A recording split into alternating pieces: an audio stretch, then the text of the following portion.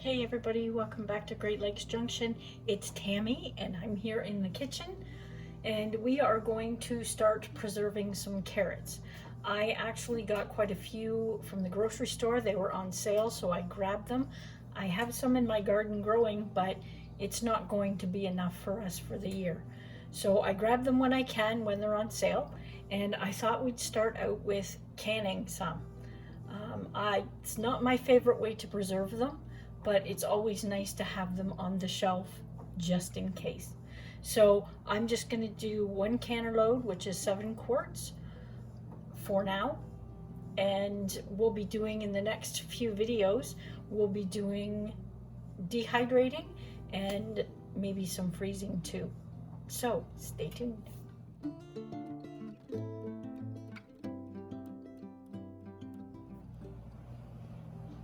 Okay, so all my jars have been washed and prepped.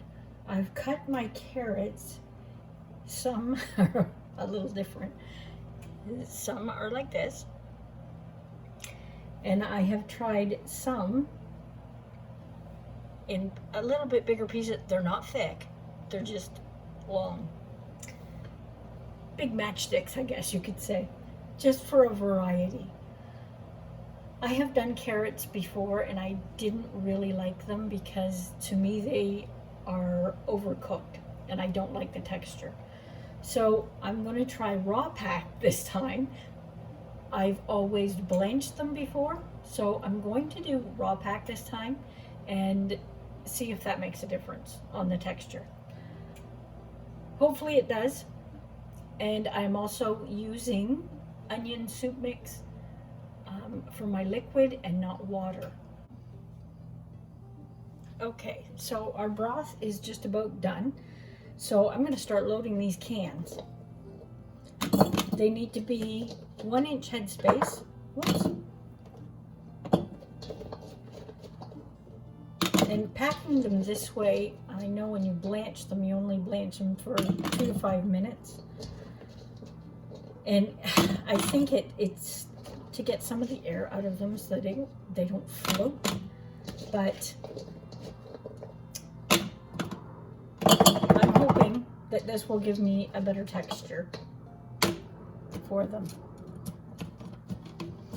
And I am not really concerned about the jars being overly full because there's only the 3 of us here, so if they're not quite full, that's fine.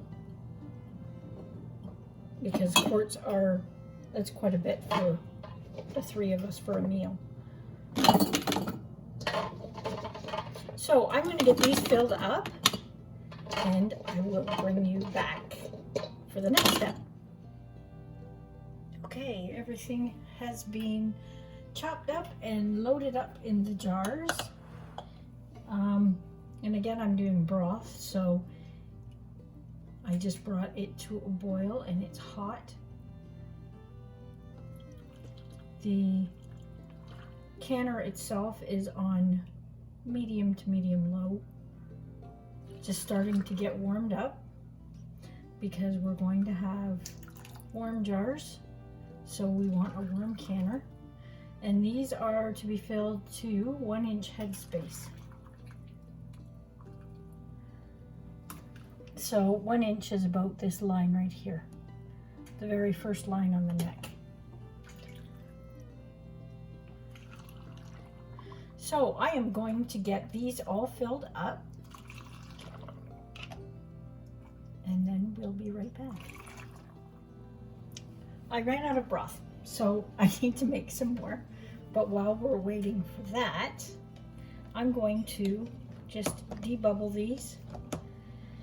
You want to make sure you get all the air out as much as you can. Air in here will cause siphoning. If you have a chopstick, that works really good. You can get down in those hard to reach places. Sometimes these debubblers that come with the kits are a little bit big to get down in past harder things. And if you find you need to take some out after, by all means, take some out just so you still have that 1-inch headspace. So vinegar and paper towel to clean the rims really well. I'm using Tattler lids for this session. These aren't going to be given out as gifts or anything like that. They're staying in my home. So we're just going to use these. I love these lids now that I've tried them a few times. They are amazing.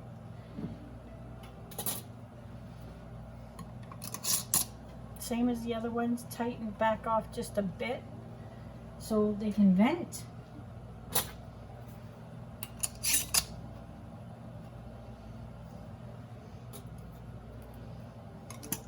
And they can go into the canner. 25 minutes for pints, 30 minutes for quarts, and we'll be back. Okay, you can see our heavy stream of steam. So we are going to set a timer for 10 minutes. We vented for our 10 minutes and I've put my weight on and we're just waiting for it to get up to 11 pounds on the gauge there. Okay, they are all finished. It smells delicious in here. They look really good.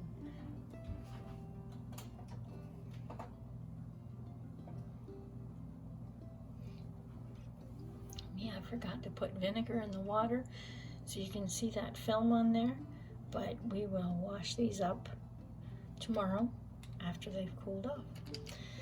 If you like that recipe in this video, hit the thumbs up for me and get that algorithm going. If you're new here and you like our content, hit that subscribe button and the bell and join us for the next video that we'll put up. Until then, thanks for watching and stay safe.